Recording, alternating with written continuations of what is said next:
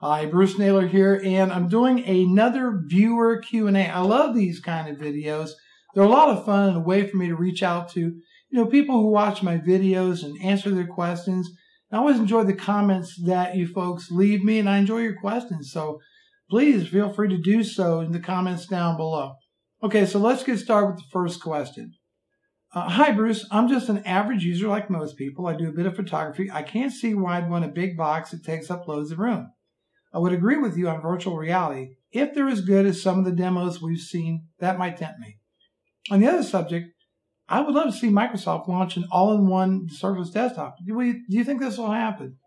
So what Mark's asked me, do I see Microsoft launching their kind of version of the iMac, the equivalent of the Microsoft branded version of the iMac, a premium type all-in-one? Because Surface is pretty much a premium device, right, on the Microsoft side.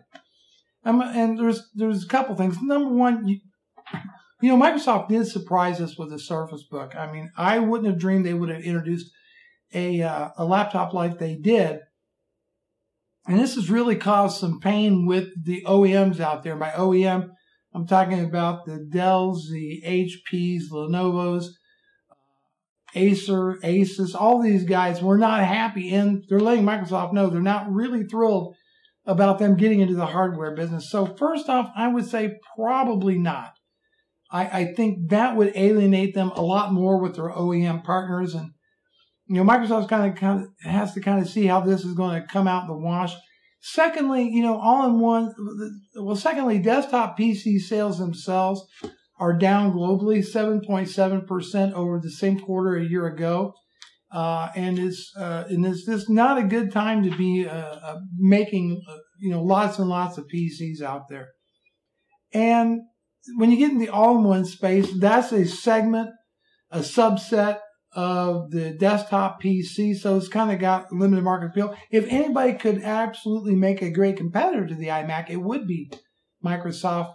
But I think keeping their OEM partners happy, I think working on mobility is a big, big thing to Microsoft. They seem to be doing it really, really well. I don't foresee a Surface all-in-one PC in the future, but I could be wrong. Microsoft might fool us somewhere down the road. Okay, the next question comes from Gabriel Garcia. Hey, Gabriel, great video. Just wondering why you wouldn't use a Hackintosh for production stuff. I was thinking maybe building one since I make lots of music and Windows isn't the best for that. What are your thoughts in general on Hackintosh? Would you mind sharing? Thank you.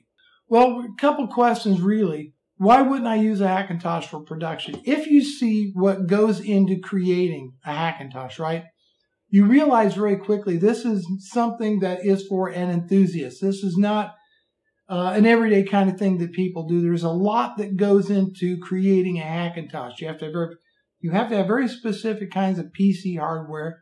There's a process to install this. A good source is Tony Mac x86. There's a tool in there called Unibeast. You got to make a bootable installer, and then you go through the install process.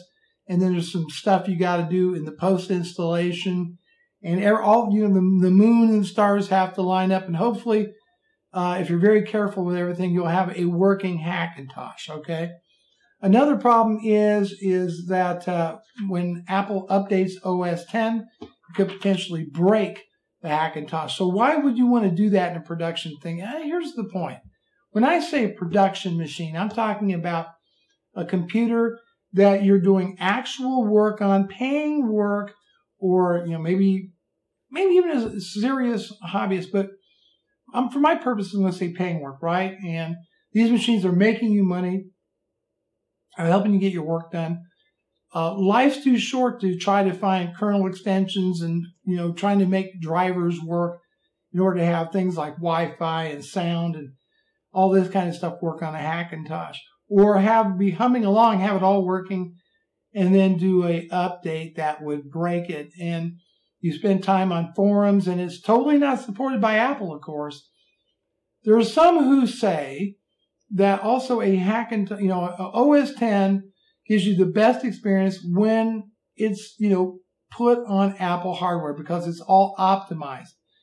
And since I've never personally owned a Hackintosh, I know people that's built them. I've helped somebody put a Hackintosh together. I know that, they had a pretty good experience, pretty powerful machine. But essentially, for a production computer, I would not trust my livelihood to a Hackintosh. I've got other things to do. I want to make money. I want to buy the machine. I want to put it to work. I want to just keep, that's what Eli, the computer guy, did. Remember him? Eli, even though he could build his own Hackintosh, why bother? Just get you a MacBook Pro, a Mac Pro, whatever, iMac, and move on if you're using it in a production type of environment. The third and final question comes from Christopher Byertz. I'm not sure, Christopher, if I'm messing up your name, but I'm sorry if I am. And Christopher writes, and this is in regards to the video I did about my video editing gear. It says, do you have all that tech for editing YouTube videos, or is it because you have a job that requires that kind of specialized hardware? All right, so in my video gear, my camera, the MacBook Pro, the microphones, digital recorder, the studio monitors. Okay, so I do two things. One, I make YouTube videos. Secondly, I'm working on a project that's creating training videos on demand that people pay for. And so I'm using that equipment for that as well. And that is why I'm using it. I could have used less. I mean, you can get by with just creating video with an iPhone if that's what you want to, just for YouTube. But I'm really trying to produce serious videos and learn. So it's, it's a hobby. I don't really make any money off YouTube. Very, very small amount. But it's also becoming a business with the training videos that we're putting out for our software that we resell. That's a different kind of a ball game altogether. And as far as it being specialized,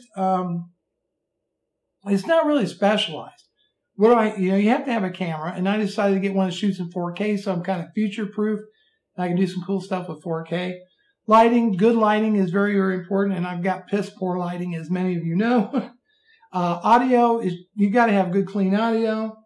And, I use Final Cut Pro 10, or X, whatever you want to call it, to edit video in, and that happens to be my editor of choice. And ultimately, it is cheaper than the Adobe suite.